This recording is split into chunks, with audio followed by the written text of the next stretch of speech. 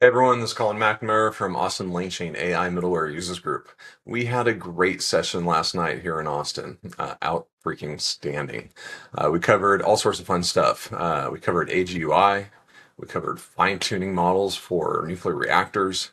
We had an AI ecosystems update as well as the standard LangChain news update.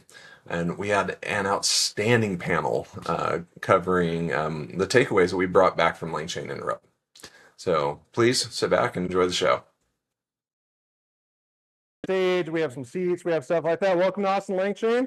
Grab a name tag, grab some pizza and soda, and join the fun. Okay, so I'll ask everyone, pop in that QR code. There it goes to our docs page for today. What's up, Ricky? It goes to our docs page today. We're trying to be a little better about getting information prepared ahead of time. If you're looking to just type it in, it's at aimug.org.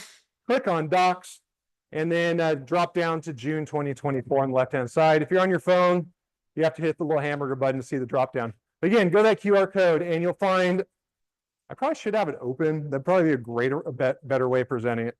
But we're just going to go from here. So our agenda today, I'm going to give a little introduction. Who's new to Austin LangChain? Okay, got about half the room's new to Austin LangChain. So we are Austin LangChain AI Middleware User Group.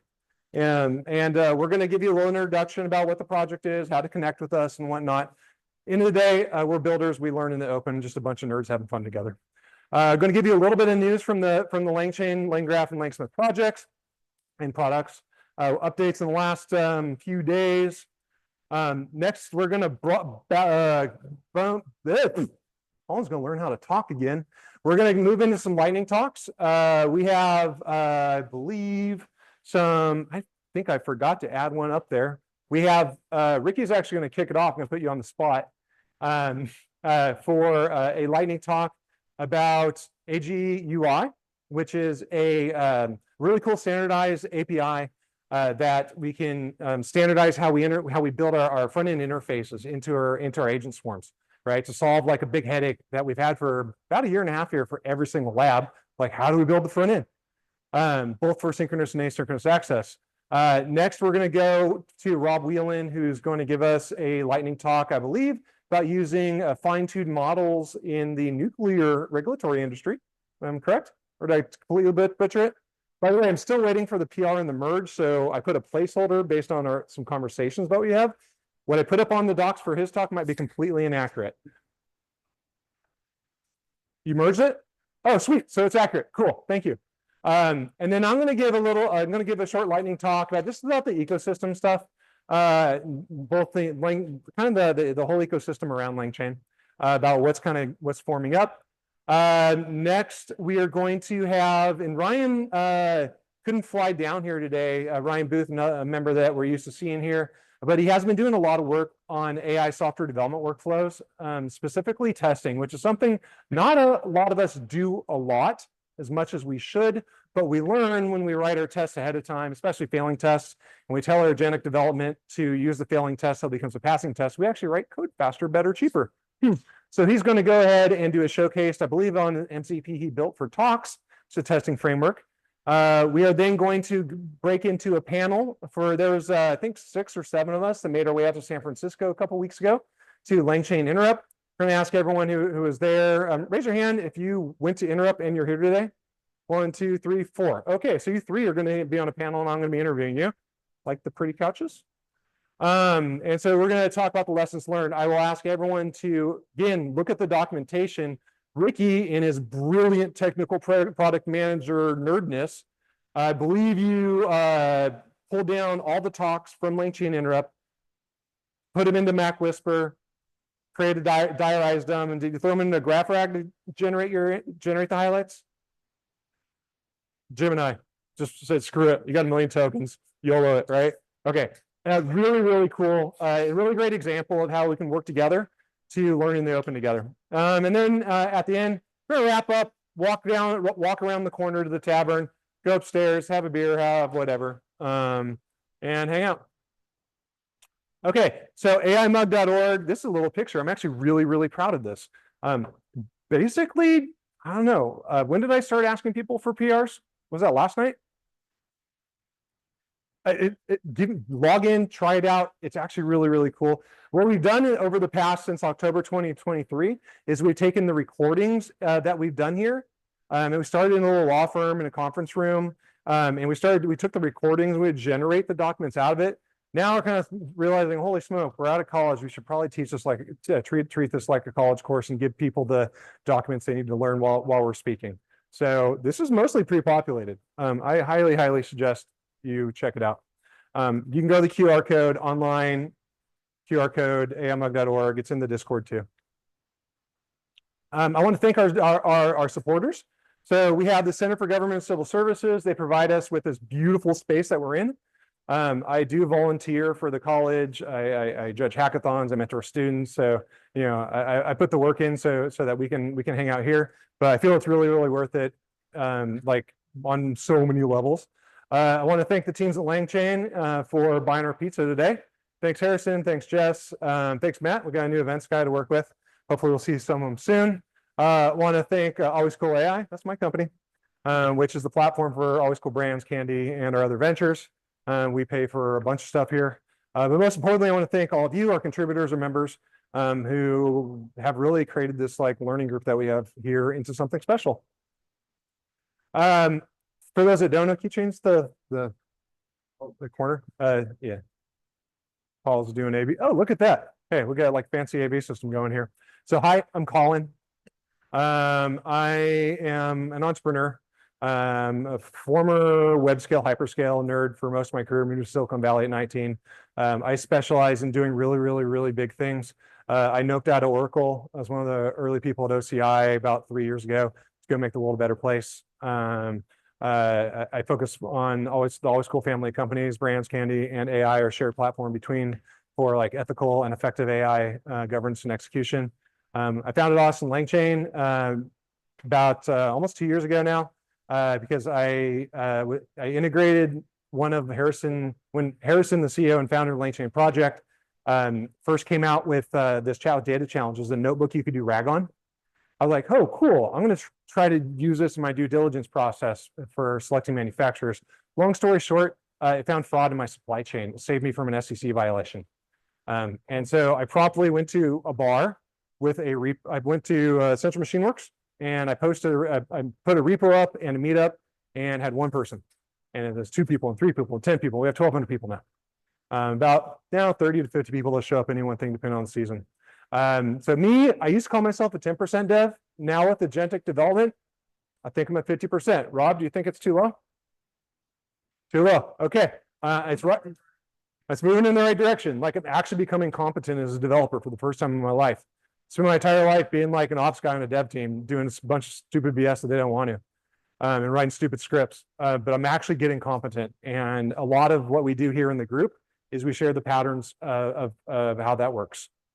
And me personally, I take 20% of my time and I put it towards the public good. This is one of those things. So who we are, we're about 1,200 members strong, about 40 to 50 active at any one time, about 300 people on our Discord, 40 to 50 people active at any one time. In the springs and the falls, we get a lot more people because it's Austin and no one likes to stay here in the summer. It's really great to see you all here though. We are a community where we learn in the open. We're not here to sell you anything. If anyone does a sales pitch, I'm going to kick your butt right off stage out the door, because that means I have to cut that out of the video because this also ends up on Austin Public Television. No pitches or calls to action allowed. You can be proud of the work you do. You can be proud of the company you work for. You can express that pride. Please don't ask people to buy something. But so we are a learning group. We learn in the open. We share what we learn. A lot of times you'll see people that are hacking on code right until they present, and they may present half working code, and you watch them live troubleshooting. Our entire goal here is to disseminate knowledge together. We have 2 rules. Be cool to each other. Don't nerd snipe. Don't put people down. If something screws up, be supportive. We're all like kindergartners when we're learning something new, right? Don't be gross to each other. It's really simple. We haven't had problems with either. Went over that. Okay, we meet here monthly on the first Wednesday of every month. I think we see some new faces we haven't seen in a while since law firm. This is our own. It's great. We love it. I love being part of the college and the community. We do hacky hours off and on, ad hoc. We have a field trip on June 28th. Collier found a comedy show, which is a pitch show. at Tequila 512, I think. It's like $5 or $10, or if you want to pitch, you go for free. I think got 10 people signed up. We're going to brigade it, and just have a great nerd time. If you want to pitch, I really support you doing that because I want to make fun of you. Other than that, Tuesdays at 5, we hold office hours. On the links posted on the Discord. It's on Google Meet, just in case you're not on a Discord type of person. Okay, who's new to LangChain? Okay, so what the hell is LangChain, right? LangChain is a project in a company. First and foremost, there's LangChain AI. If you go to github.com, that's where their code is held. There's 2 major open source projects that are part of it. And there's mostly like 95% what we focus on here. There's LangChain, which is an agent framework, right? Is a thing that you can use. You can import it into Python or TypeScript, and you can, in some cases, as easy as 2 or 3 lines, have an agent up and running, right? It's really great for prototyping.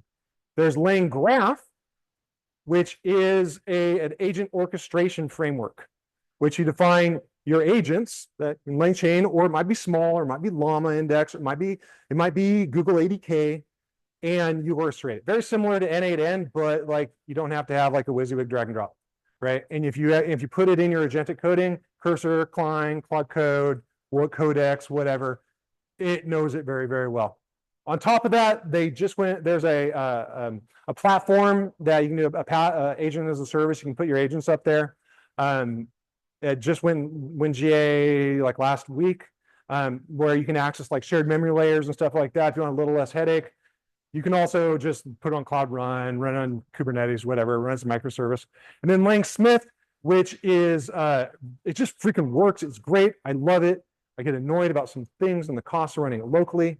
But it is an amazing platform that allows you to basically log all your agentic workflows. You can interrupt them. You can debug them, model playgrounds. Highly recommend you try all these things out. But again, we focus mostly on the open source side, and there's stuff you can't see because of the couches. We're figuring that out. But there's also integrations. So LangChain was one of the first, really the first the frameworks that are out there around AI. And so everyone that has in the ecosystem like dumps their integrations in there. So if you want to like play with all the new stuff, it's a great project to be in. If you want to like hyper tune and hyper optimize everything and one of those nerds, you're probably just going to build it direct, honestly. But if you want to rapidly prototype and you want to be a part of a really great community, it's a place to be. So let's switch into news. The LangChain ecosystem last 30 days. We'll talk about other stuff. LangChain Core. LangChain Core, we talked about, the framework. Add a whole bunch of model connectors for GPT-5, which is coming out soon. It is now it surpassed OpenAI's Python SDK monthly downloads, so it is highly, highly, highly, highly, highly used. The plugins right now for SAP, ServiceNow, new vector stores all added, and this last 30 days. And the Fast API LangGraph starter is really cool for production templates. This is, for example, if you want to run just a microservice on your own, you can basically build your Fast API. And I think Ricky was it Ricky or Collier? Collier, you were doing a lot with that. Has some great experience about it. Maybe you'll talk about it, maybe not. I don't know. If not, buy him a beer afterwards. Basically the production templates for that workflow. So your Docker files, your LM configs, and then being able to put multiple graphs behind a Fast API that you can maybe, I don't know, connect in AGUI to. Maybe Ricky will talk about that. Memory is a big thing. If you start building your agents, both memory inside of an agent, but memory shared between agents, like the Borg, right? You can do really cool stuff. There's been some really cool updates about like tagging inside of that. LangGraph, the platform is now GA. So if you just want to like have like a VMware experience for AI, you can have a VMware experience for AI and just have like basically a local IDE that you work with that breaks down the steps of your graphs. You can bring in the templates of your LangChain agents inside there, or you can put like Google ADK or Llama Index or Small or whatever the hell you want to build yourself. It's up, it's running, you can use it. They're on LangGraph, the orchestrator side, starting to get really mature in interrupts and the ability to manage the flows. Like, has anyone seen N8N? So imagine like N8N without a GUI. right? That's basically what you get. But like if you use N8N, like connecting your graphs together sucks, right? Connecting your flows together sucks. Nesting them together sucks. Traversing between them sucks, right? Imagine if all the things that suck about N8N you can do. That's LangGraph. Of course, it gives a lot of stuff that'll annoy you too. LangGraph Studio V2 released, so it's your visual debugger, where other tools are visual first, right? This is kind of visual second, right? So you'll do it either execute in Python or TypeScript, or maybe through your Agentic ID. But that's out. There's some no-code agent builders that came out too. I believe 2 weeks ago. I haven't tried them out. Has anyone tried the no-code LangGraph stuff from the LangChain team yet? It came out when we were like a bunch of us were in San Francisco. It's there. Someone can do their homework and get back to me. I'd love it. And then async execution for multi-agent workflows is a really big thing. So, we're moving from like, if I look at my own applications, always cool. 8 different application sets that are basically Colin's like annoying scripts that are moved up so other people can do them inside of my company or companies. But they're all synchronous, right? Basically just web stuff, drag and drop, type and stuff, click a button. But if anyone's using your consoles now, especially like deep research agents and whatnot, sometimes you kick up a job and 30 minutes later, someone's come back to you. So there's a shift, and I'm having to refactor my own code base around it. Because like, I don't know, who uses Vercel? Mike, Rob, right? Ricky. A lot of people use Vercel. You kick off, Vercel is I think like a 60-second maximum wait if you're using an edge function, right? So there's a bunch, you gotta like change things, right? So there's a lot going on that came out in LangGraph around that. That is old. Let me see for Langsmith. Observability, basically like before this latest update in Langsmith, you'd have to put up a open telemetry collector and use as a reflector, bounce out to Prometheus to store like metrics for how long your flows were going, and then pop that to Alert Manager to tell you to alert you when your graphs are broken or taking too long or outside of spec. Now you can actually do it inside of Langsmith. So there's also really cool is in the playground, you can basically go back and forth between your prompts and you can swap out models. Maybe you want to optimize for cost. Maybe you want to optimize your prompt engineering. There is a lot more interactive features came into that. For self-hosted V10, if you have enough money to spend with them per year, you can use it right now. I'm a little sore about it, and I won't get sore until they let me have it for free. But you can do RBAC, which means you can do, that's I think the final thing, maybe some of the logging to satisfy your FedRAMP and SOC 2 requirements. And that's really, really cool. I know there's some of us here that have access to it already. You can drill down and tie into your software development lifecycle. So there's some really cool stuff that you can do with Langsmith. Also, some open source alternatives are out there where you can version your prompts and tag your prompts, and then tie that to your human in the loop evaluations. On the community side, we'll talk about this more in the in the interrupt panel. But there's been a lot of really big companies that went public about how they're using LangChain and LangGraph. Klarna, LinkedIn, Replit, BlackRock. If you go into Ricky's document in the docs folder that he created, it goes in, goes in a lot of that. Yeah, cool. Let me see. They have the agent engineer showcases, which are really cool, which is basically what we've been doing, right? Is building agentic engineering, agentic software engineering. And then just in the last 30 days, 30 new plugins and a bunch of YouTube stuff. So yeah, that's what we got.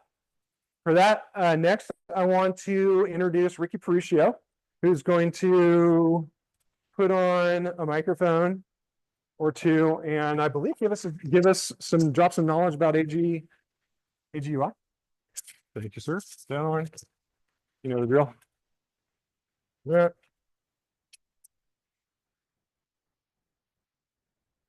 3, I think. Yeah. I'll take. There you go. On time. Holy shit. My This glass. is my part, right? Is this? Oh, you mean other? And then just Am I speaking this at all? you can clip it on your neck. Okay. Just to help the people in the room here. Can everyone hear me? Can y'all hear? Can you hear? Yes? No? Okay. I think it's coming from the We'll mic. just turn it up a little bit. I can also talk loud. Is the thing on? Believe so. Can they hear me from there? Here. Talk. Testing, test. Yeah? Think we're good? Cool. All right, guys. I'm going to talk about AGUI. AGUI is the agent user interaction protocol. How many of you guys have heard of MCP, the Model Context Protocol? And A2A, right? Agent to agent protocol. So this is sort of a new protocol that came out that sort of complements all the two other protocols that already came out. But it's for agent to client interaction. It's sort of the missing piece that we kind of needed up until this point. Because we had a way for AI to use tools, right? We standardized that. We standardize agent to agent communication, but there's this missing piece that now got filled, which is awesome, right? The problems that we have with up until now, agents live in silos. They, you might have like 10 different agent services living in different servers, hosted in different places. You need a way to sort of route it all into your client application. Sort of like GraphQL, if you guys have heard of it. This is kind of what AGUI does. It standardizes that communication channel between your client and your agent. It does so with this live state streaming. So you get like human in the loop collaboration, and you get this like bi-directional communication between your agent and your client, which makes the whole token exchange really more efficient than just having, let's say you have an LLM and your client streaming tokens there, and then just sending that to your agent. It's sort of inefficient. This is kind of what enables this like event-driven architecture, as you might have guessed. You have these 16 standardized event types within these like 5 event categories: lifecycle, text, tool, state, and then these event types are calling special, which I'm not so sure like what those are. But you can stream over JSON events, and also SSC, and also WebSockets, and also this binary protocol, which is a different transport protocol that I didn't know about. But the whole thing about this is that the transport mechanism is meant to be cross transport compatible, sort of. It's compatible with any kind of transport. It's more about standardizing the communication with these event types than how it's streamed to your client, and how your client sort of subscribes to your agent to get. Yeah. Oh, good question. It was Copilot Kit that launched this. Yeah, so the question was which company sort of launched this, and the answer is Copilot Kit. And we actually found out about this at Interrupt. They were doing a demo there. They had a demo booth, and they were showcasing some demos there. And that's how I got to find out about it.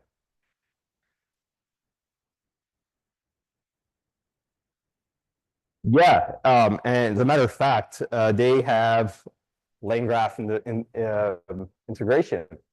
Oh wow!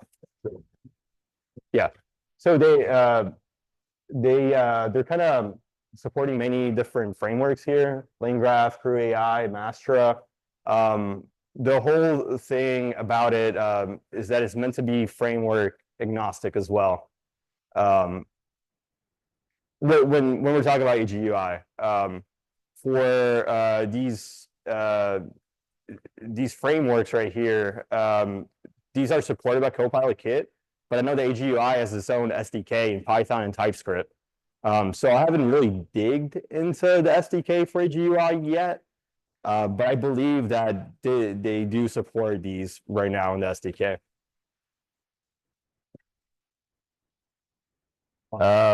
So here, just again, you got MCP, you have A2A, and now you have AGUI. And it seems like now you got a whole like architecture blueprint into building whatever kind of agent system you want. The question now becomes, okay, do I have an agent system with multiple subgraphs that's like routed into my client through just one agent, or do I have like many different agents that route my client in different LLM services, right? Agent services. So these are kind of some use cases here, as you might have guessed. Live code pairing. Maybe you have like data analytics dashboard, multi-agent orchestration, and so on. So this is kind of how I imagine it, right? If you think about a user experience, up until now, if you're a programmer, you use something like Klein, some kind of chat interface in your IDE, where you're talking to an agent that's live editing your code right there in your IDE, right? But the same capability hasn't really been brought into other applications up until now. It's sort of been a tool that, us software engineers have kind of benefited and just kept for ourselves. But moving on, what I'm picturing is that every single application that you consume, that you use, that you navigate to in your browser will have a chat interface on the side, and you'll have an agent just live editing your what's in your UI, extracting information from it, changing it, maybe talking to an agent service that talks to another agent in the back end and streams your response in your client. So it's sort of revolutionary stuff.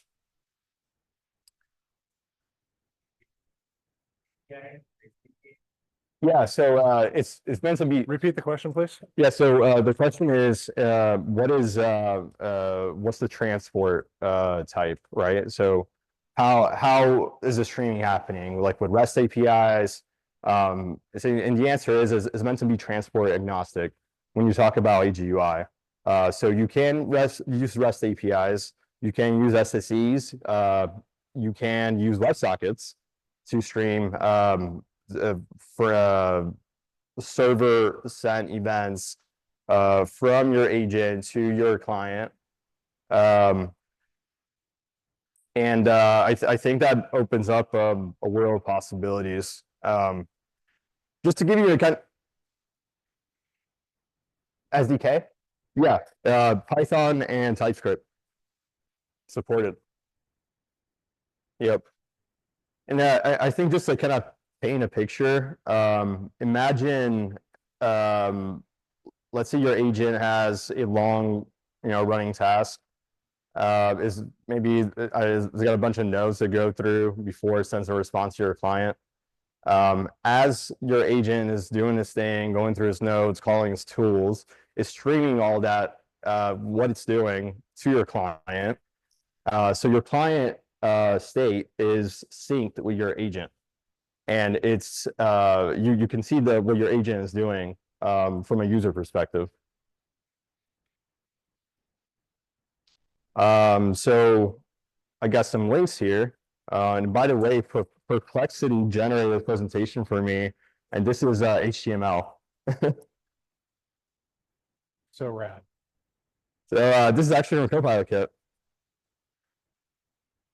And they build a this demo. You can see here they have an agent in the back end, and it's streaming the state updates here to their client. And you can see what it's doing in real time.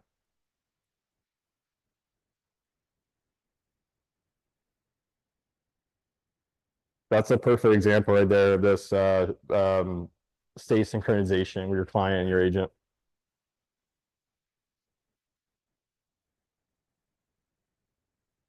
Ricky, there's a question from the crowd. What has been the best custom application? Best custom application? Yeah, that's a little general. Actually, Copilot Kit has many examples they have in their docs, and huge shout out to them because they launched this open source protocol. This is the documentation. You can read a whole lot about it.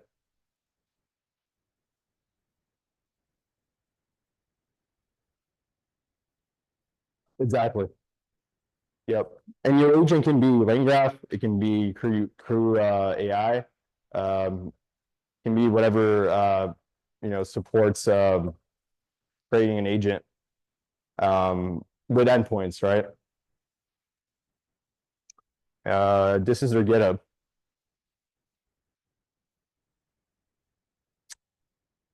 Okay. So I think that's pretty much it, guys. Awesome. Thank you, Ricky. Rob, can you come upstairs and drop some knowledge?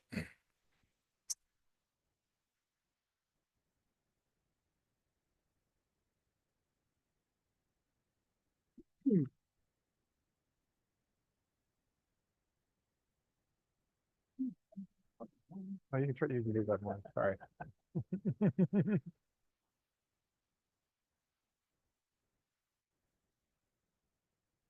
Let's give it up for Rob Whelan with Gridway.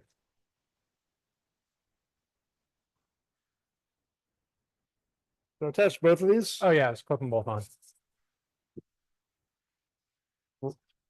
Okay. One's for the recording, that one's for the recording, the other one's for the overhead. For the thing. Recording and the Zoom people. So there's a little clip on it. There it is. Perfect. Entire screen.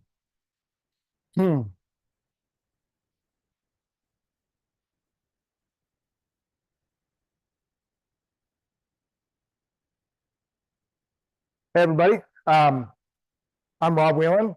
Before I get started, quick plug for volunteers. All this comes together through volunteer work. We do most of the time put together a volunteer crew. If you're interested, talk to me. Pick up the pizza. Thank you, Paul. Put up the the wavy guy outside. Make sure everything looks good. So it's not all on Colin. So I'm going to talk about fine-tuning embeddings for nuclear power. Who's heard of embeddings before? I'm going to start my clock so I don't go too You don't have to long. be too strict. 7 to 10. Okay. So embeddings are a vector representation of words or phrases. So it's a way for computers to compare the similarity of words or phrases. And the reason we do it is because the English language has lots of nuance to it. And if you're working in an industry that has particular jargon, like I work in the nuclear industry, man, there's jargon galore. And so certain phrases mean something in nuclear that don't mean the same thing in regular life. So if you make your embeddings model, the one that produces the vector representation, if you make that better, according to your jargon, then you're going to get better search. So this is what I'm going to talk about today. Coolant is not just for your fridge. That's a little teaser.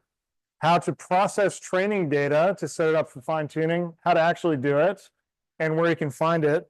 Everything you see up here is in the GitHub repository that Colin set up for this, which I'll flash up at the end. The notebook, the presentation, even some of the training data. So here's an example of some of the jargon I'm talking about. If you just sort of kind of squint up here, you can see a lot of acronyms. Some of them, like LWR, light water reactor, that has implications that basically represent, it's a very dense acronym. It represents an entire type of technology that's different from, say, if you replace LWR with Gen 4, this whole thing would mean something different. So, for example, if someone's talking about Gemini and ChatGPT, you probably know there's some differences in their performance and what they can do. Same thing. So that's why we're interested in this. Better embeddings, better search. The way you talk in text messages, if I've got teenagers, and if you put a period at the end of a text message to your kid, they think you're mad at them. That's called the period of doom. If you capitalize and use grammar and don't use LOL, they think something's wrong. So you kind of get the picture. So here's fine-tuning before and after. I mentioned that coolant is not just something for your fridge. Well, over on the left, here's a situation of like a clustering of words before fine-tuning. So this is the way it looks in a typical embeddings model. So I think text ADA embeddings 3 or something from OpenAI. Coolant, refrigerator, they're clustered together. Moderator, clustered with, okay, that's a debate. Well, coolant and moderator mean roughly the same thing in nuclear power. It's the liquid that flows around the reactor to keep it cool and also make sure the neutrons don't go, spreading out into the wild. After we go through fine-tuning, we have now brought coolant and moderator closer together because that's where they belong. And we've kind of left these guys alone. That's the whole idea about fine-tuning with an embeddings model. So I'm going to show you a Jupyter notebook, and I'll show you the code. Before I show you that, I discovered in order to fine-tune an embeddings model, an open source one, you kind of need a GPU. And I chose 16x large. Needs a lot of memory because the models themselves are large, 109 million parameters. 80-20 split between training and validation. The one I did was 10,000 examples. Here's the base model that you can find on Hugging Face. I'll show you where to find that. And it actually performs close to, but not quite as well as the OpenAI kind of flagship one, text embedding 3 small. Now, the dimensions on this model are 768. So 768 floats, whereas kind of the big boys in town, 1536 or 3000 something. In order to evaluate the loss, in other words, how well is this performing every epoch, multiple negatives ranking loss. That's part of the sentence transformers library, which is what is kind of one of the core libraries with Hugging Face. So you pass in a triplet. The first phrase is your anchor. So coolant is made out of water. And then you pass in a positive and negative triplet. A positive would be the moderator is made out of water. And the negative would be something that expresses that difference. So, the moderator is not made out of water. Kind of making up as I go, but you need something that's opposite. And to make a really good embeddings model, you want hard negatives sprinkled throughout. A hard negative is it's different than the positive anchor, but not by much, but meaningfully enough that you want to spread it out in that vector space. So hard negatives. Let's go over to the notebook itself. And I'm going to flip through these cells. So sentence transformers, you see that there. And this is how you pull in the model, and this is how you can pull in any model from Hugging Face. A bunch of kind of boilerplate to set up. I've stored the training data on S3. That's also in the repository, which I'll show you at the end. Fetching the data. Here's my 80% split. And then the data is, this is how it's organized. So query was the anchor, positive and negative. Going to load up the data, set up an evaluator, and I'll start fitting the model. Take about 7 minutes. And what that's doing is well, I think most people here probably have a feeling for how these models fine-tuning works. And here's the end result. So this is Hugging Face. Hugging Face is like GitHub for open source AI models. And here's our organization, Gridway AI. And the name of the model, Nuclear Licensing Embeddings 768, so you know the dimension of your vectors. And I did an evaluation as well. So the gray is the base open source model, blue is OpenAI's embeddings model, and green is mine. Thank you. Now it's probably a little bit overfit. And I definitely, it's possible this was gamed a little bit, but I do think, you know, a significant percentage of these big green bars towering over OpenAI are due to the fact of that example I gave before, coolant and moderator. It just means totally different things in the nuclear world than in the real world.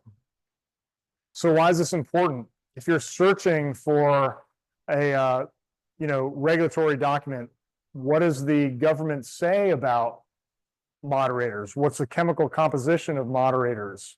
How much boron do I need in the coolant? Those are the same queries. But if you don't have a custom embeddings model, your search results are not going to be quite as good. So how did I generate the data? Well, I did a combination of going out to the NRC, the Nuclear Regulatory Commission, has hundreds of thousands of PDFs full of nuclear jargon. So I took some from there.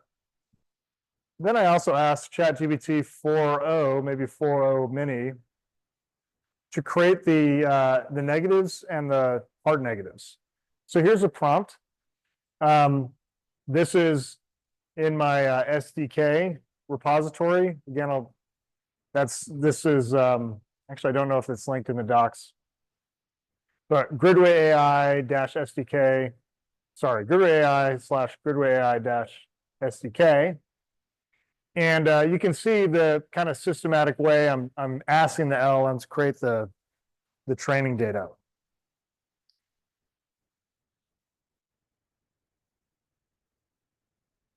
And you can even use it.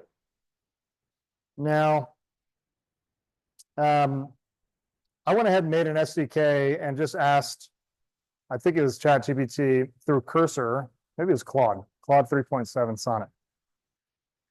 Write me an SDK that looks and feels like the OpenAI SDK. So that's what I have. And you can try this thing out. Get your embeddings. Well, Rob, how do I get an API key? Just email me or find me on Discord. We don't have really a process for that, but it'd be kind of fun to see, people try it out and see how it works.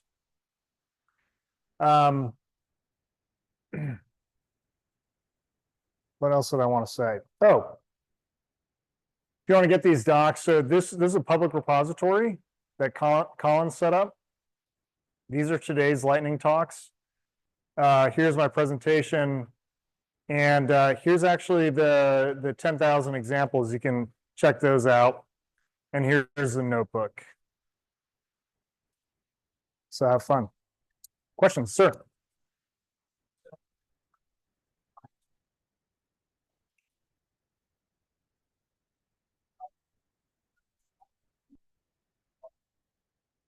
Yeah.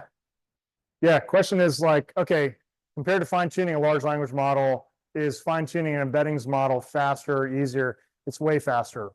So these models fit on, like when this is deployed, it's deployed on a CPU, not a GPU. The model size is, I think it's less than a gigabyte. So even though it has 109 million parameters, this fine-tuning is about 7 minutes with. Can you repeat the question? Yeah, say it one more time. Yeah.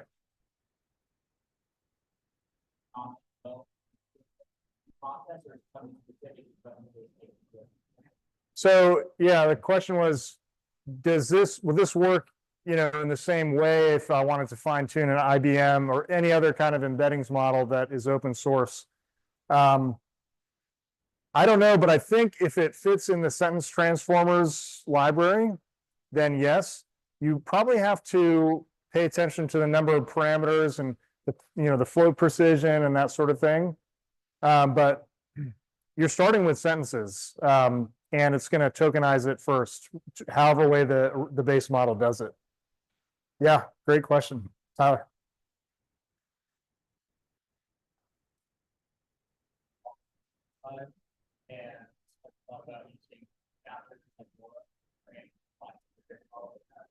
Yeah, so hey, are there use cases for hosting larger models and use an adapter like LoRa, like low range or low rank adaptation? I think that's what the A stands for. I believe LoRa is a layer on top of an LLM. That's a fine tuning for a large language model. And yes, there's folks in this room who I'm working with that we've worked on fine tuning for classification and sentence completion. And I've had mixed results because the large language models are already so good, much to my chagrin, because it was a fun project. But yes, great point, and I do want to explore it more. Jargon, style, specific knowledge can be embedded on top of a large language model as well.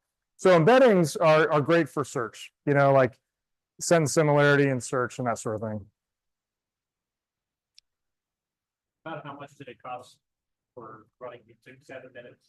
Yeah. How much did this cost? This whole project was probably $10. Yeah. Between like the LLM generating the training data and actually training the model. Yeah. Thanks, gang.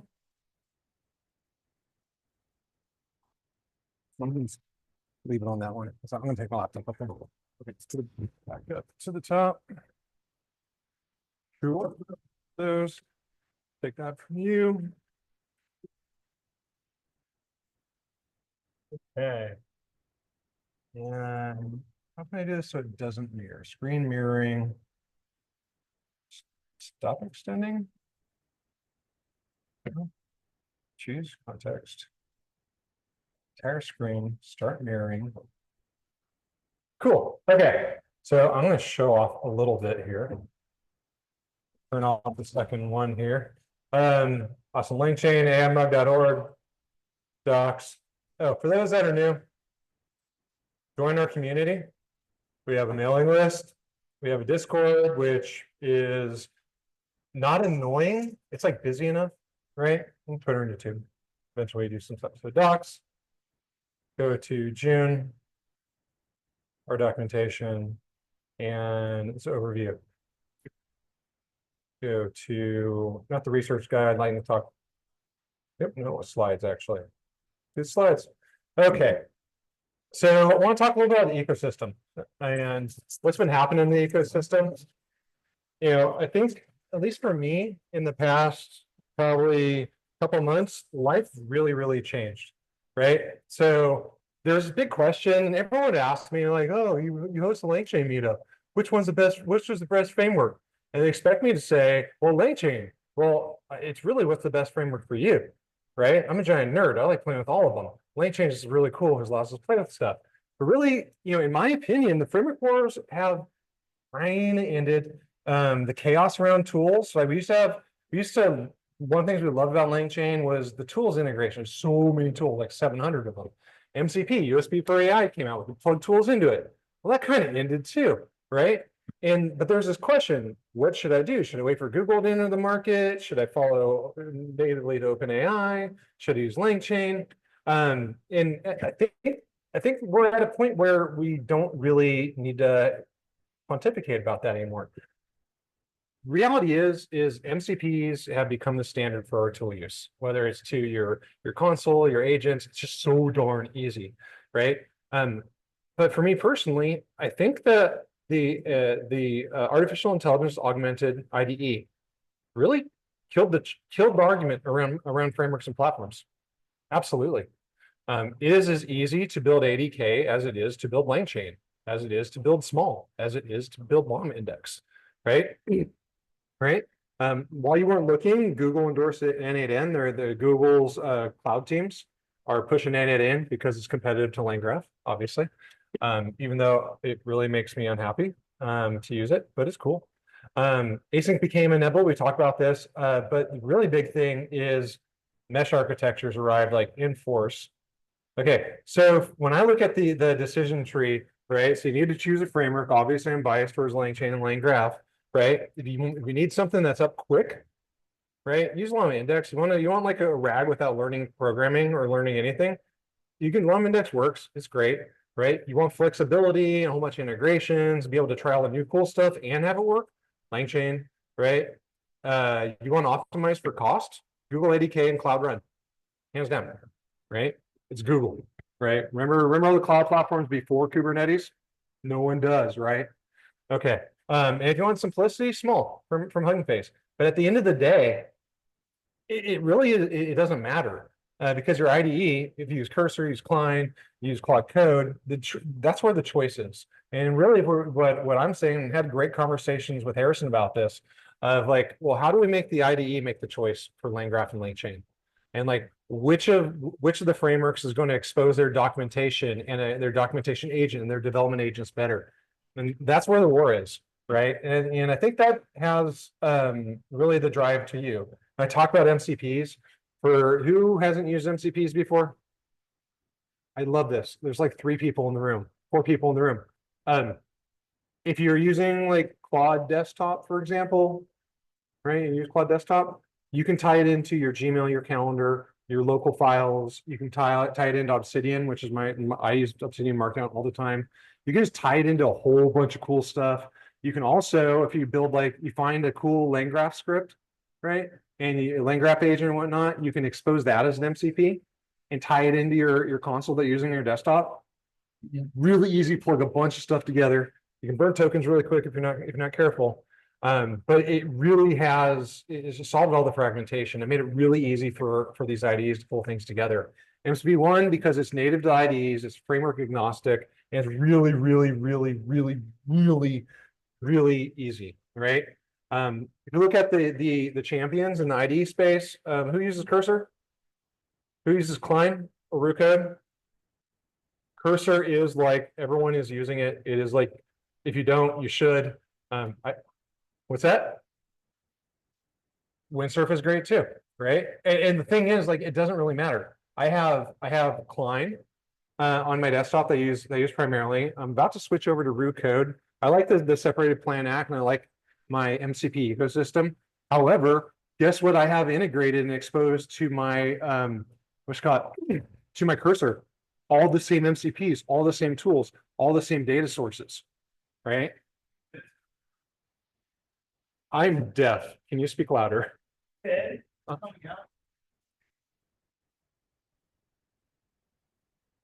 Zed, check it out. And expect like 30 more to come out, right? I've seen like some really cool hacks where people have a bunch of terminals open and have like 20 Claude code sessions going.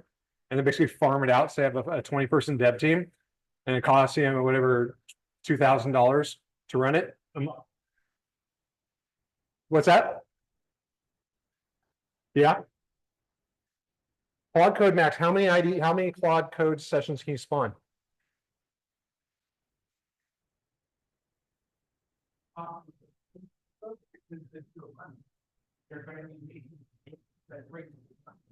Okay. Thank you. Michael's really smart, by the way, former Tesla engineer.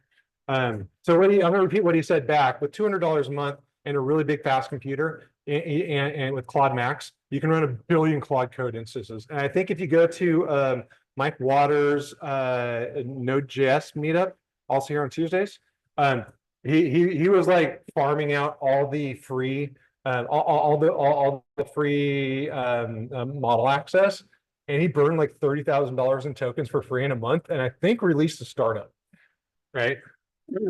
So again, I talk a lot about like why we come together to learn, because we're getting like superpowers. We're walking around with like bazookas, this is great. Yeah, people at Windsurf, they got like $3 billion, I think, in their acquisition. Codium, I think, owns them, and they have an office down the street here.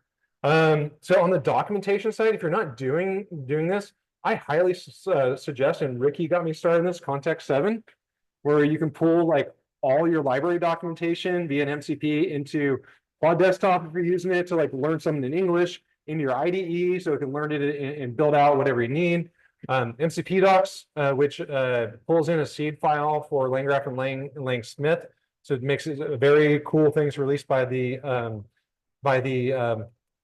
LangChain team. And then memory bank, which different ones of us use different things. I use the memory bank via an MCP. Again, all of my IDEs come together, and every time I finish on a project, there's a subfolder with my project statuses, what it was done. So I have a whole idea. Yes, sir. Context 7 is basically a MCP tool that pulls the documentation for any library that you're pulling in and pulls that into your context window. Is that correct? I'm deaf. Yeah, code examples, documentation, they'll burn tokens, but it's effective, right? And the perplexity agent, which like hooking these in, and basically what I end up doing is I'll have my Claude desktop is broken the last 48 hours and it kills me. I don't know what the hell's going on. I got to troubleshoot it, but I've been busy doing other stuff. But basically, I'll go out, screw around and research in Claude Desktop, and I'll like use a perplexity MCP, and then I'll pull into Klein right inside of VS Code, and I'll have that go research one of the software development processes on that. I highly recommend it. Big IDE champions. Now on the orchestration side, right? So orchestration, there's two main kind of paths that I see out there right now. N8N is WYSIWYG. What you see is what you get. Drag and drop. It's kind of like Zapier that you can host yourself. They also have a cloud platform. They have a bunch of pre-done integrations. Pretty good. You can get some really cool flows. They have a really great LangChain agent inside of it, so you can use LangChain in the framework. The thing is, when you have a bunch of these flows, you're like, how the heck am I going to do this? Guess what you can do? You can put LangGraph in front of it, right? Because all LangGraph is a graph execution. It's nodes and edges, things that do stuff and ways to get there, right? And you can also, you don't even have to have an edge to get there. You can call it by name, right? So on the orchestration side, LangGraph is in Python and TypeScript. It is natively and easily understood and iteratable within your IDE. So if you're like Michael Golden over here, former Tesla engineer and ACC wizard, right? And you're like, well, I just bought like the biggest computer that I could do because I'm going to spin 20 Claude code instances up. Well, if you want to orchestrate them together, you're not going to do it with N8N. You're going to do it with LangGraph, right? So I highly recommend that. And then on top of that, if you've seen Google's A2A protocol, you have the ability to, at the top of your graphs or at the entry points of your graphs, You can basically define your connection profiles to that entry point agent, as well as like a JSON file, which describes the capabilities of your graph or subgraphs, right? So at the end of the day, I think this is breaking down to, we're seeing the ecosystem come into a deployment economics model, where we're no longer arguing about what's the best framework, what's the best to do a thing. You can do things different way. It's all right. It doesn't, no one cares anymore. But that we're looking at what is the cost for running my agent to the quality, right? And we'll talk a little bit about this in our interrupt panel. But really, the industry is getting to a point, those of us that are playing and learning and doing are starting to realize that, holy smokes, I can't just build it and let it run because I'm going poor or slow, but I really starting to need to optimize for different models that have different costs, different prompts that do different, they're more specific, different fine tunes. If you're a high speed, low drag nuclear sub commander, were you a commander or no? Junior officer, he says. But nuclear engineer on a sub, small thing, right? But it's kind of this game of like, how can I make my agents and my graphs more efficient, both in time execution, but also cost, but then also make it so it actually does the job. How it's not hallucinating, that isn't going off the rails, right? And now that we're doing this, who uses deep research daily? Okay, at least a quarter of us are using some form of deep research daily. If you're not, please start. It's like you can literally kick off a job for 20 minutes, come back with all you need for a PRD, massage it from there, and either do it yourself or have an agent do it. Even like researching where you're going to go out to eat, highly recommend it. But we're in this mode where we as people are starting to use this daily. Ricky presented his deep research from Perplexity Deep Research, right? Yeah, so it researched the topic and created the presentation to learn. We're in this revolution of learning, right? And so what we're seeing is these patterns being moved down in our agents. And so they're going asynchronous, right? Now that we're moving our agents to an asynchronous nature where we're controlling for cost and we're optimizing our prompts, and that we have flexibility in our graphs that we're entering into, well, holy smokes, I'm not just typing into a chat window, I'm actually building an agentic infrastructure into what? An application, right? Right. So now we have to look at the A to Z of our application stack, systems SRE, systems reliability engineering, right? Or the new buzzword that's after platform ops, what do we have? LLM ops. We have a new thing we can put on our LinkedIn and make more money, right? So LLM ops, so we got the A to Z of SRE and platform ops, but then we have the LMNOP in the middle of how do we have visibility inside of for our agents. Really, what does that break down to?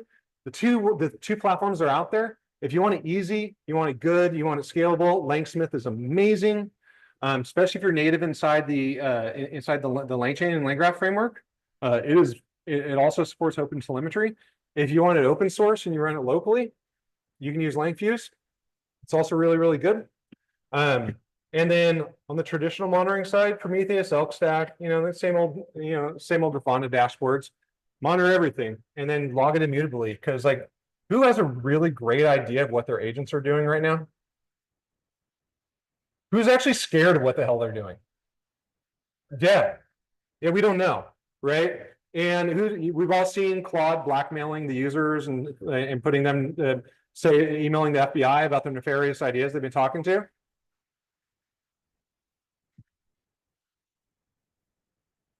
Yeah, O3 didn't shut down. One of the Tesla robots refused to shut down. Also, yeah, a robot that can kill you. It was Anthropic. It was in a test where they're testing the system prompt, and they were trying to get it to do something like horribly bad, and it literally wanted to escape and turn the user into the FBI. Right. At some point, what we're seeing is not that the agents are not a Terminator moment, close to it, but that we're programming things that are non-deterministic. We don't know what they're doing, and they can erase their own darn logs because I know for myself I'm using an agentic IDE to develop everything, right? I'm not looking at every line of code. How do I know out of the 25,000 lines of code that got written that a bunch of interactions actually put a backdoor for the agent to make it so it doesn't turn itself off? Mutable logging. right? Basics of systems administration, right? So it really is a security reality check. I think the other thing which we don't talk a lot about enough about, but we really got to start thinking about here, federal standards, right? I was a service owner at Oracle. I had US Gov, a bunch of stuff I didn't like, the White House, all of our SaaS platforms and my network platform globally. 64 data centers around the world for too long, and then 135 for the optical platform for everywhere. Security starts at the bottom, right? TLS. You use link layer encryption between your nodes, like use linkerd, right? Use some sort of transport encryption. Maybe follow FedRAMP and SOC 2 standards. You can even tell your agents in your PRDs to follow them, right? You don't have to do it yourself. Your agent can do it. You just got to burn the tokens. Stop being lazy, right? Authenticate externally. Use RBAC. Log mutably, right? And actually have a complete audit trail. Maybe have a dashboard that alerts on stuff. I don't know. So tying this all together for the agent plan, really you can start tomorrow or start anywhere. Any of these frameworks work, right? Absolutely embrace MCP. It is the easiest thing for those who are not doing it. Join the club. For those that are doing it, have fun. And if you're like me, you're probably really scared about your software development or your software supply chain that comes to your MCPs because none of mine are tested. I'm like expecting everything to blow up. Absolutely monitor everything. Start designing for async and start thinking about security. But most importantly, join a community like Austin LangChain AI Middleware User Group and share the fun. On that note, that ends my lightning talk. Okay, so I'm Colin McNamara. We're going to moderate this talk. Panelists, we have Ricky Peruccio, right? We have Collier King, and we have Paul Phelps. Ricky and Collier are technical, I would say, and Paul, you're more of a business. Absolutely. Okay, cool. So let me see. So even if you didn't attend Interrupt, we want you to leave tonight with some 4 practical themes for building reliable AI. So let's jump into it. So each of you, we name your role, one word, your role, a little bit about you, your name, your role, and one word that sums up Interrupt for you. I'm Ricky Peruccio. I'm a technical project manager. Camera here. Oh, can you turn the little thing around towards your face? Testing. Yeah. Cool. All right. Ricky Peruccio. I'm a technical project manager. One word that sums up Interrupt for me.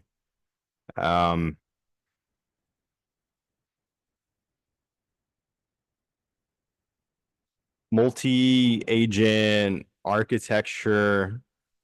I guess that's more than one word, but it could be. I mean, I really think it sums up to observability, really. Yeah, and I can expand on that a little bit. Well, we're going to get into the introduction, some okay. questions, and you'll have a chance to expand. So I'm Paul Phelps. I'm a business owner and a recovering project manager, and yeah, a little bit of consulting and stuff. Oh, still, sorry, I feel like I'm shoving this up my nose. You can clip it right on the tip if you want. No, on the microphone, silly. I feel like Ricky Bobby with my hands. Yes, great event. I would say, let's see, validation. Oh, there you go. Validation of a lot of what we are doing here. Okay. Let's try this a little more. Do you like the thing out here? Well, it has to get involved. So this makes it so that people can hear you online. There you go. Can you hear me? Oh yeah. There we go. I'm Collier King. I'm a ML engineer. Gosh, I think one word, experimentation. Because it felt like everyone who was presenting from the industry was just talking about all the 20 things they tried before they got to something that was worth presenting on. It was like, threw up tons of stuff against the wall, see what would work and what didn't work. And that's what I think a lot of us are doing too. So. Okay. So you keep the remote, Collier. And so much more time. So about a minute and a half, 90 seconds, right? So for the audience, So the keynote speaker and CEO of LangChain and founder of the project, Harrison Chase, opened up with a very strong statement that quality evaluations from day one are non-negotiable, right? So Collier, when you hear that, what's the very first day one practice that you'd actually add to a greenfield project? So when he said that, I thought, oh man, we are really behind because we're not doing that. So the the thing that they recommended for like day one is have a golden data set. So have like a train, kind of like, hey, we know the answers are always going to be this if you ask the AI this thing. Maybe it's on your, whatever domain your AI is, deployed on. Cultivate this like golden data set to kind of be able to tell if it's, BSing or just completely wrong, and then keep adding to that golden data set. And so even today, we still don't have a golden data set, and we're trying to build that. So that's kind of day one. Awesome. So the golden data set. Paul, from a business angle, so again, keynote speaker said quality evaluations are from day one are non-negotiable. From a business angle, how do you pitch that invisible plumbing to leadership who only notice features? Geez. Yeah, well, that's a multifaceted answer. One of the big things is that in order to get adoption, you're going to need to instill trust. So this speaks to what you're just talking about, like being able to do those evals very early on. I think somebody said something along the lines of that it was something like your evals are your proprietary software. So you need to be able to get the trust of the company that you're trying to pitch your system to. That's going to be making sure that they know that their data will be secured, that it includes being able to, which is just traditional stuff, and being able to know that their employees are not going to get blackmailed by the AI. There's a whole lot of fear out there outside of the room that we were in and outside of this room. And so the big challenge on pitching systems to businesses is going to be overcoming all of the fear and paranoia that does exist in the system. So overcoming fear and paranoia. Okay. So Ricky, where do you see teams stumble most? Data collection, test writing, or just turning on a tracer? And how would you unblock them? It's a good question, but I haven't spent any time doing emails, so I probably the bad person to answer this. I would say it would probably be setting up the test, the data that you need.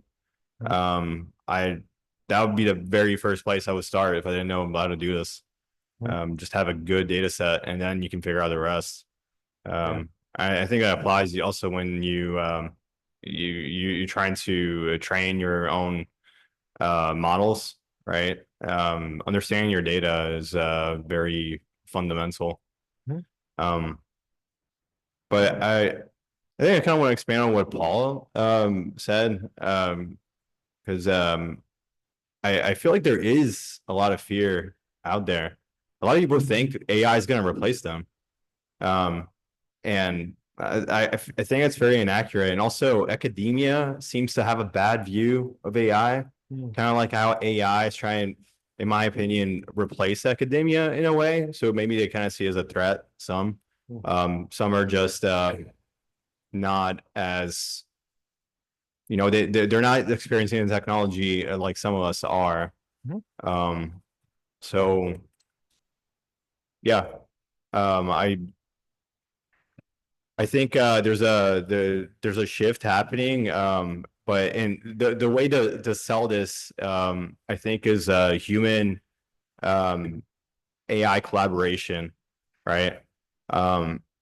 If you're able to say, okay, your users are going to have a chat window here, and their work is going to be augmented, with AI. that's I think the direction to go to. And there's something to be said also about asynchronous agents, like Devin, like was a good example of that, right? And cognition is like it did some pretty neat things with like a deep wiki. That I don't know how the adoption of that is like sort of playing out in the synchronous realm of agents. But I think the immediate focus is on the U and AI collaboration. Yeah. Repeat the So- question, please. So yeah, so whatever happened to Devin? He's still around, but they came out with something new called Kevin, actually. Yeah. It's on the notes here. Devin is like Devin and Kevin. That's how I Gemini titled it. Kevin is one like an experimental specialized model. Good infernal. So it's like figuring out how to be the best programmer at a very narrow niche. Or Yeah. not really a product.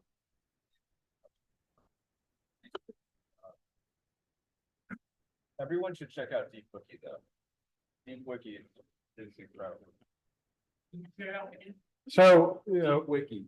Collier was saying deep wiki. I believe Kareem, who is anxiously chasing a deadline right now and trying to sleep more than 3 hours a day, one of our core team members, he pulled up deep wiki running on his local his local cluster.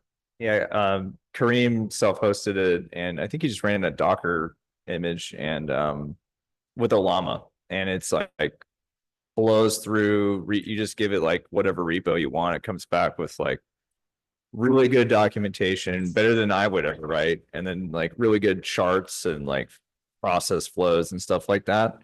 We actually we have like an AI kind of like inbox thing for AI ideas at work, and that I was like, check this out, maybe we should do this for the whole company. Like this should just be the like a standard way to just either generate a bunch of documentation on our code or just for one engineer to go to another team and discover what all this stuff, how it works and stuff. It's pretty cool. So there's the one by Cognition, which is not open source, and then there's an open source version, which is the one that Kareem deployed. So For those that don't know, Collier is one of those great connector engineers.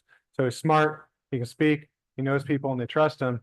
And you have seen a huge amount of features both communicated that have been innovated inside of Cloudflare and out in the community. I use Cloudflare. If you go to aimug.org, that's hosted on Cloudflare, and I use it for some of my business websites too.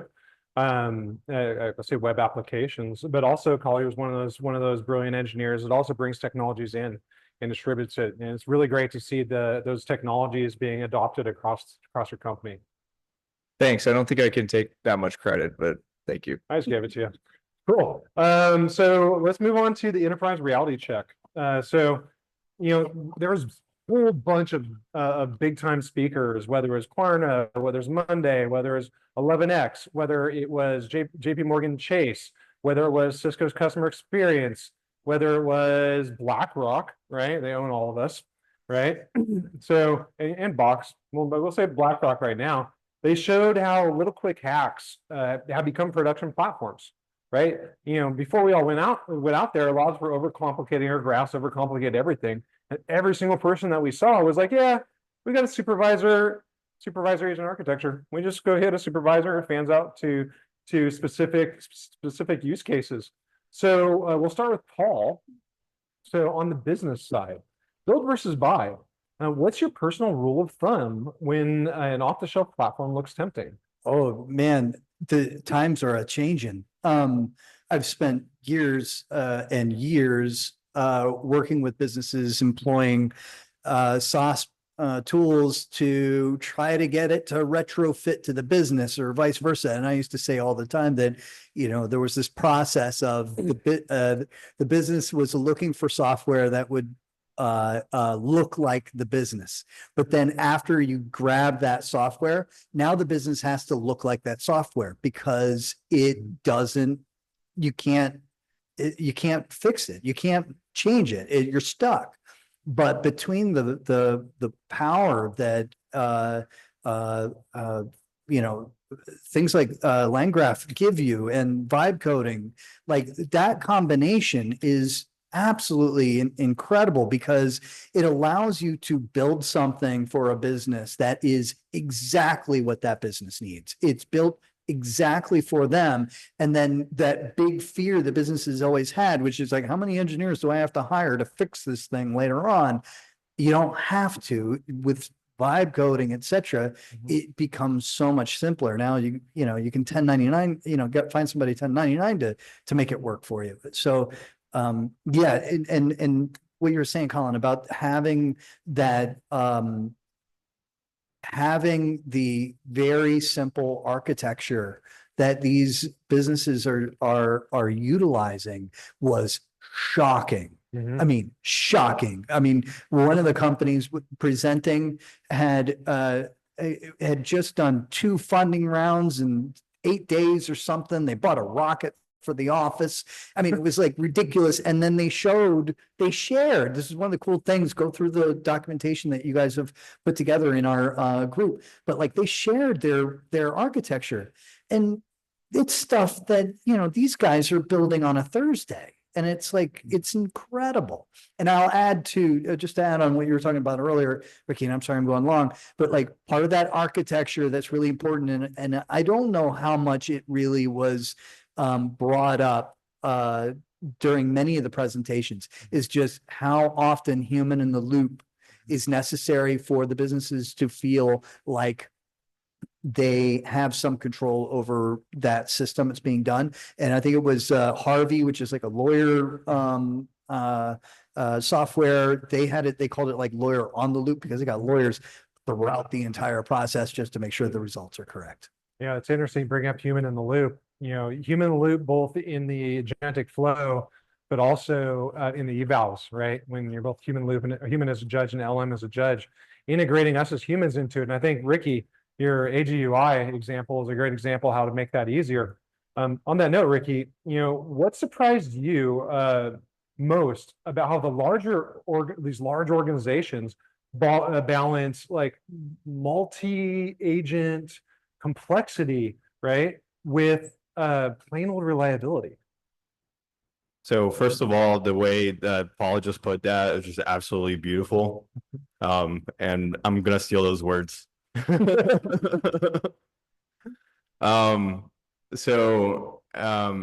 saying how they balance their technology reliability? Yeah. So how did they balance the complexity of their agentic architectures, which were not that complex, but complex enough, especially when you saw how they broke down from like a supervisor agent or entry point into specialized agents, in some cases machine learning and different data sources and whatnot. And through all of them, both the people that you saw there, both the people we talked to in the hallways and different groups, how do they balance the complexity of their agent or agentic architecture with just plain old reliability? Reliability. Yeah, I think so. So they sort of framed their own, they made their own frameworks, but some around LangGraph, like LinkedIn, they give a talk about that. And they had this kind of layered approach in building their architecture, with some of their teams like working on tools, some of their teams like working on agents, and then they streamlined the whole deployment process as well. That's really efficient engineering team right there, and I don't think a lot of companies are doing that right now. So it's really amazing to see that, and I'm sure they're having a blast doing it too at the same time. Yeah, it's really interesting they bring up the LinkedIn team. The presenter actually sat down right next to me in our row. We had a whole row of awesome LangChain AIMUG nerds there, right? And, you know, I got to bend his ear a little bit. And one of the things that really hit me from the experience of doing things at scale, especially when you're looking at, you know, creating a development platform and making it so developers can do their jobs better, is really what they took about the work they did about templatizing, right? How they came out, they used the LangGraph and LangChain as frameworks, and then exposed them as standard frameworks to their developers. So a developer who has no agentic experience could come to the table and have working agents within minutes. Yep. And then some of them seemed like they were sort of wrestling with you know, security constraints, like you brought up a minute ago, where all their agentic infrastructure had to remain on their you know, their own premise. That's just an additional layer of complexity to go through. And I think a lot of companies also are reluctant to you know, go in this like LLM realm and machine learning realm and invest heavily on that, because they're like, oh man, we got to invest our own, you know, infrastructure, our own servers. And you know, they started looking into the service now of Oh God. LangGraph. Okay, Yeah. sorry about the vomit. I had to catch myself. On the vote, so you touched a little bit about compliance. And Collier, if you had to ship an MVP into a compliance-heavy environment tomorrow, what is the one architectural constraint you wouldn't compromise on? So I'm trying to like frame that in like a not, so I'm a little biased because the company I work at right now, we cannot use anything external. We're like very much dog food, use our own products, Cloudflare. It's okay, so you can say who you work for. a little bit, yeah, I'm not going to give a sales pitch, but we're not really allowed to use external stuff. So a lot of those decisions are kind of taken care of. But I mean, you know, I think you probably can't avoid using something like Kubernetes if you want to self-host something. You know, you can self-host Langsmith. Just working on that this week, actually.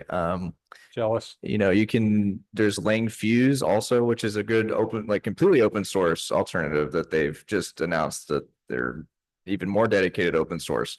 So there's a lot of competition in the evaluation observability space that you know, you can keep really close to the chest so that, you know, you don't have to compromise on any SOC 2 standards or data privacy stuff. So that's, I think, the first area. And then if you do have to use a proprietary LLM, then I don't know. I think if you can't avoid it, then you can't avoid it. But if you have a way of rolling your own, or at least using an open source one like Llama or something, then at least you know, there's less people touching your data, I guess.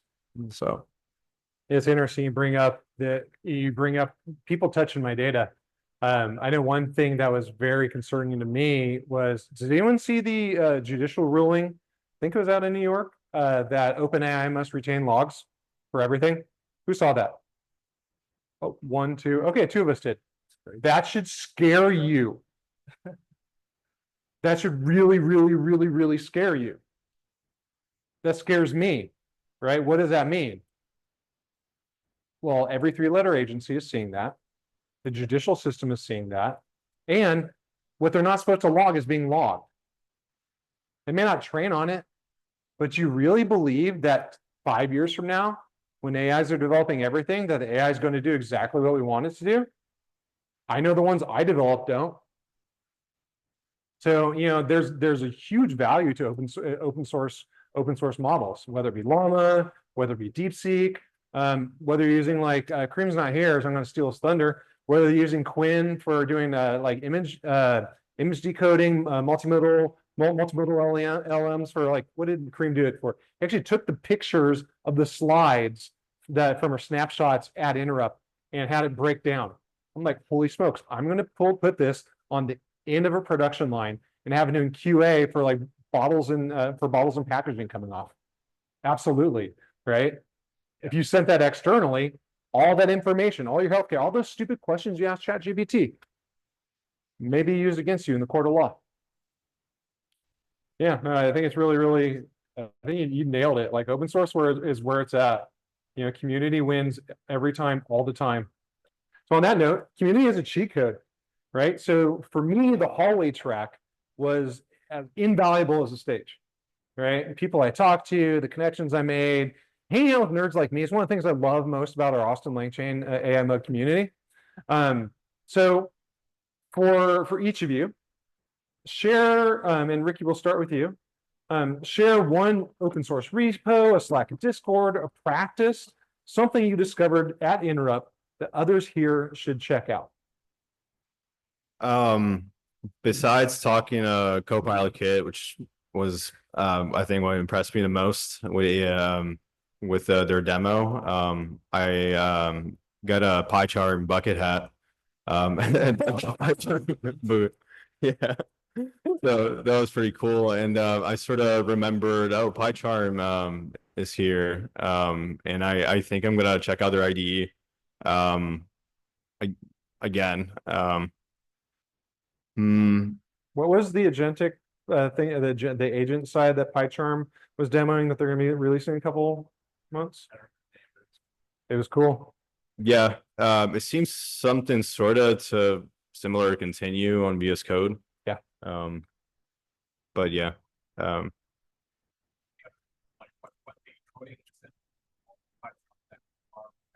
I don't know. I've used VS Code.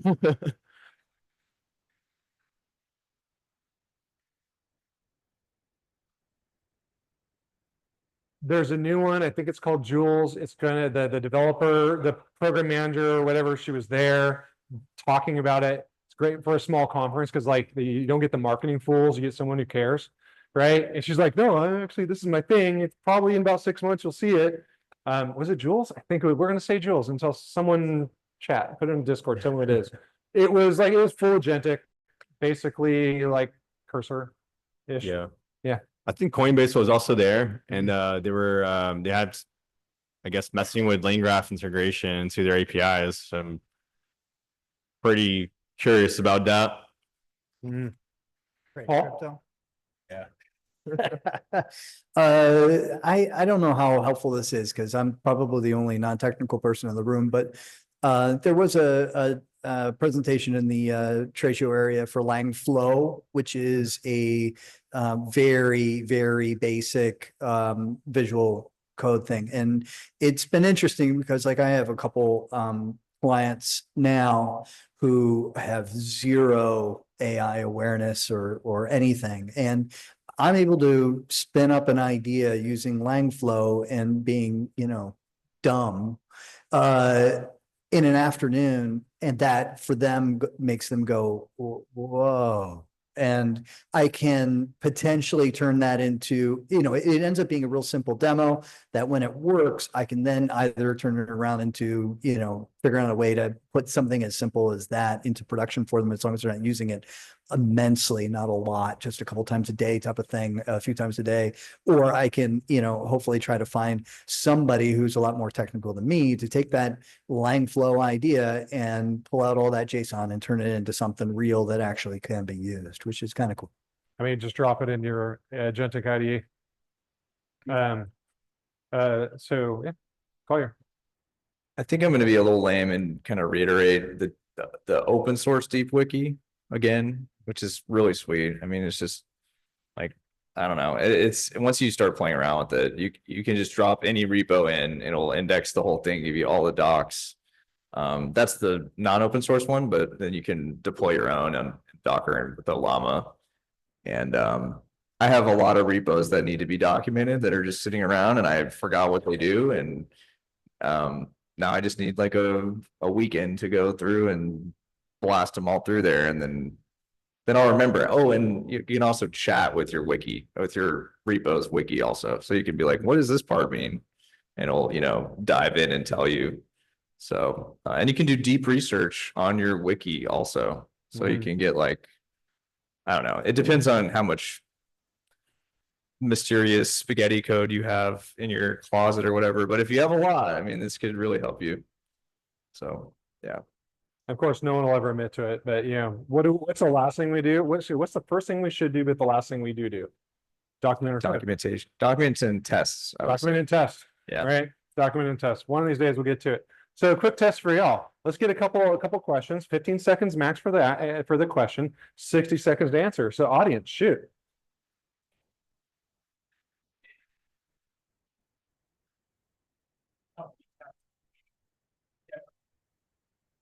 Go back. So the question is, what's the future of golden data sets going to look like when companies have to deprecate certain features and then remove those features from their evals? So I kind of, do you have an example? Like, can you like give a, oh, I see.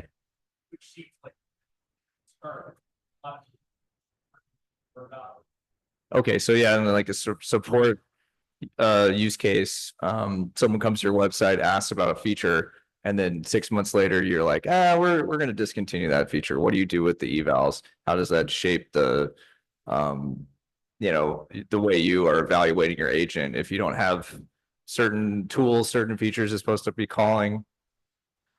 God, that's a good question. I think there was a quote at the conference. It was like, evaluation is a continuous journey. And it, for someone who's like barely started the journey, it feels like it probably will never end. So yeah, I think it's just like, how creative can you be to set up your evals to capture things like how a tool gets called, if it does or does not get called at all. What prompts triggered the tool? Do you need to go back and like iterate on the prompt? I think it's just, I think there's going to be a lot of work in that area in the future. If you want to specialize in that as part of your career, I think you're going to be doing pretty well. Yeah, it's like, you know, for me being a parent of a kid who's in his early 20s, like one of the first things I Mickey Bobby to you again. One of the first things I told him after that conference was that yeah, like that idea of being somebody who just grinds Langsmith, that's a career that's coming. Yeah, it's something that if you're looking for a you know, something that's gonna be a competitive differentiator when you're going up for a role, understanding Langsmith is gonna be just vital. And no, the businesses aren't gonna know it yet. It's gonna take a little while, but. Is anyone on the Zoom? And I saw a question pop in and it's all the way over there. No one's on the Zoom. Okay. I'm gonna, yeah, sure. Just on the little presentation laptop. Can